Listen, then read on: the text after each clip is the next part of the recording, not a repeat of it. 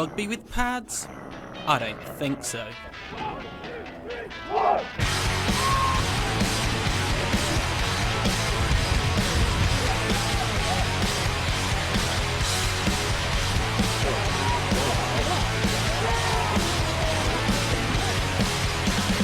American football in the UK is more popular than ever.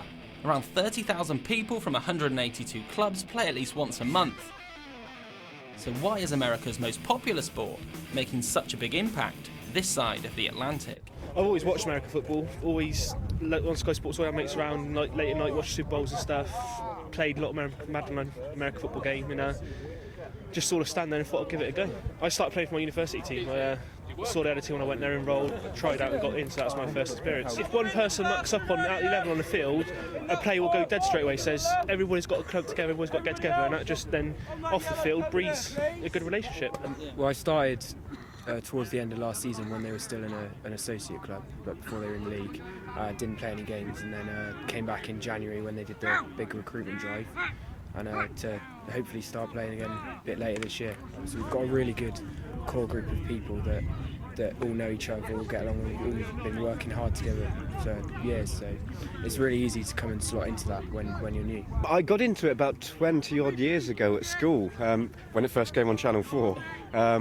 And literally just my brother was into it. He said, pick a helmet kind of colour that you like, and I ended up going for the red and gold of the 49ers, so followed them ever since really, and just recently got back into it now because the Storm are here. So in training you can hit each other really hard, and it's always a case of give the hand to get back up, and it is really, because it's very much a team game. All 11 players on the pitch at any one time are vitally important to what happens in the game, so you can't let your teammates down as well, so it is very, very sort of camaraderie driven, definitely.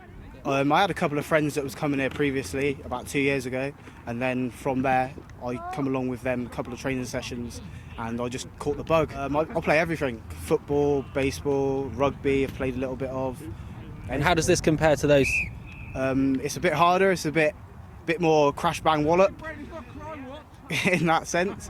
But yeah, I love it. Swindon Storm are one of the newer clubs that have cropped up in recent years. They were only established a few years ago, but they've gone from strength to strength, this season being admitted to the British American Football League for the very first time. One man has almost single-handedly made this happen. Steve Bennett is a former Great Britain American football star with nearly 2 decades of experience in the sport. So what possessed him to start a team from scratch? Well, it all started in 2007 when my boss at work gave me a poke in the shoulder and said, you play this American football, right, don't you? I've got my son and his mates are obsessed with the sport. They're throwing the football around every lunchtime, coming home with torn school trousers, and they don't stop talking about it. Do you want to coach them up? And at the time I was playing for the Bristol Aztecs and coaching UWE Bullets, the university team. I'd also been playing for like 15 years at that point and played international youth and adult football. So I took that experience and started the Swindon Storm. Literally booked a sports hall in Wootton Bassett, which is the little town just outside Swindon where all these kids were. Put a couple of posters up in the community centre and in the local gym and at the school. Had 30 kids turn up on the first session, all crazy for the sport, throwing the football around. We had loads of fun, and it's just gone from there basically. Steve has been instrumental in ensuring Swindon Storm are the team they are today. But what's his vision for the club? Yeah, sustainability is the biggest thing, and it's the infrastructure of the club that will help it survive. From my experience of working in other big clubs, the committee, they're the guys that make the team live for a long period of time. You can have the best coach in the world, but the day he walks out from the club, unless he's left a legacy to allow that club to continue growing, it's going to really struggle. And it would be great to see a young up-and-coming coach from another team bring new ideas in, and that would allow me to step back from the hands-on head coach role and let the team move on to its next generation and to see it become a sustainable product without me having to sort of do a daily grind on it basically. It's going from strength to strength. It really is. I'm so excited because every training session we're getting better. The guys are listening to what I'm saying. I don't teach particularly complicated things. I expect every player to be able to do 3 or 4 things well. And if you can do 3 or 4 things well, we'll be a productive offence and a productive defence. And that's all we need to work on, really. So the guys are really buying into that. There's little doubt what Steve means for this football team, and the players are unanimous in praise for their head coach. He started it as a youth team a few years ago, and gradually sort of built up to where we are today. And the amount of hours that he has to put in, that behind the scenes that a lot of people don't see. Certainly sort of the admin and getting us into the league and prep and planning every training session's planned to to the nth degree, with everything in mind. So Steve's massive. He proved last week his knowledge against Bournemouth. He ran a scout D here and we were running it so when we went into the game, and it was spot on. If without his knowledge we wouldn't be anywhere near where we are now. We wouldn't be in the leagues and we wouldn't have a chance at any of the games.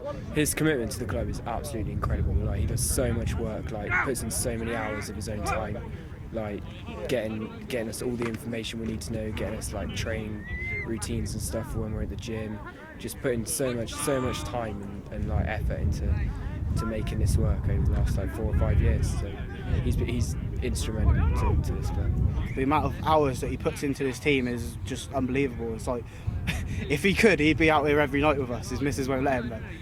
But yeah, he is one of the ones that lives and breathes it. Like he bleeds football through and through. Like, if he could play now, he would be. Like, I've seen him come to training and just have a helmet on, no pads or nothing, and tackle people. Like, you don't want to have a Steve Bennett tackle put on you, trust me. It's one of the worst feelings in the world. So what kind of attributes do you need to play the game?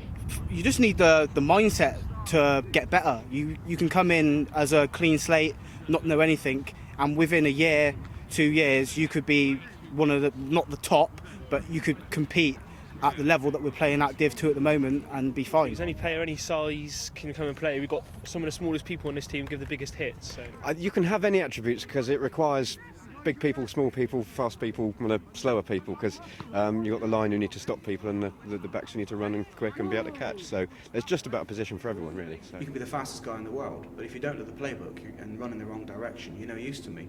I'd much rather have a guy that is not as athletic, but turns up every training session, knows the playbook inside out, because the chances are he's going to be on the right part of the field at the right time. And what do the players think of the accusation that it's just rugby with pads? Come give it a go. I hurt more the first time after I'd done this than I ever did playing rugby. Come and try it. It is an aggressive sport, but it's not necessarily as dangerous as it looks. We've got pads on for a reason. They're safety equipment, not weapons. So it is there to protect you. And not to dive in head first with your helmet. That's not going to do you any good. But now come and give it a go. It's the best way to find out. They might be amateurs, but the commitment shown towards this sport is something else. There's guys here that like live and breathe the sport. They'll go home later on tonight and watch game tape of this. Like we're taping this. They'll go home and study our training video.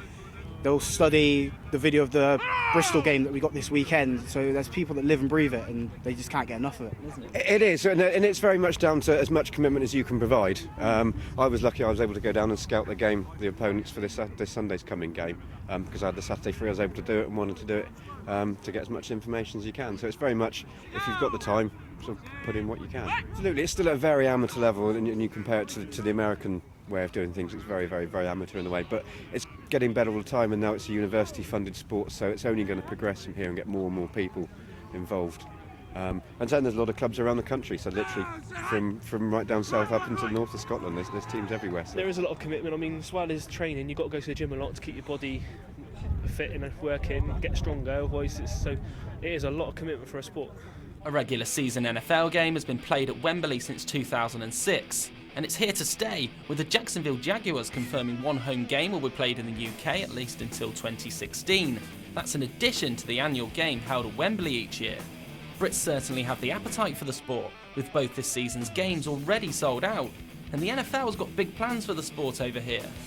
Viewing figures have risen by a staggering 154% since 2006, and there's even been talk of a franchise being established here. But not everyone's convinced. I don't think it will work. There's a big market for it over here, but I can't see it happening anytime soon, to be honest. But if there was a team in London, then yeah, I'll try to go watch games, but logistically I don't think it will work. It's a long way for other teams to travel. Personally, I don't think they will be able to set up a home team in the UK. It's just too much effort for the away teams in the American League. to come all the way over to the UK. But as like a 2-3 game spectacle, it's incredible. I think it's a possibility. The difficulty is taking one of those teams out of America, because the people that support them in America aren't going to be happy about that. So whether there's a case for an expansion at some point and they can bring in a UK team based in the UK to be able to do that, then it's a possibility. But they're having 2 games a year here anyway at Wembley, and that's probably going to continue for the near future. So it's only going to be more and more popular. With regards to a franchise in the UK, I think logistically it would be impossible. The vast majority of people that support American football in the UK already have their team. They supported their team since they were probably 5, 6, 7 years old. For example, a Miami's Dolphin fan who's been a fan since 1985 isn't going to stop being a Miami Dolphins fan to support this new London franchise. Logistically, it's almost impossible. I think we're at the peak of what we're going to achieve from having the NFL in Wembley. American football is not likely to knock football or soccer off its perennial perch in the UK. But with people like Steve Bennett around, it looks certain to continue leaving its mark here.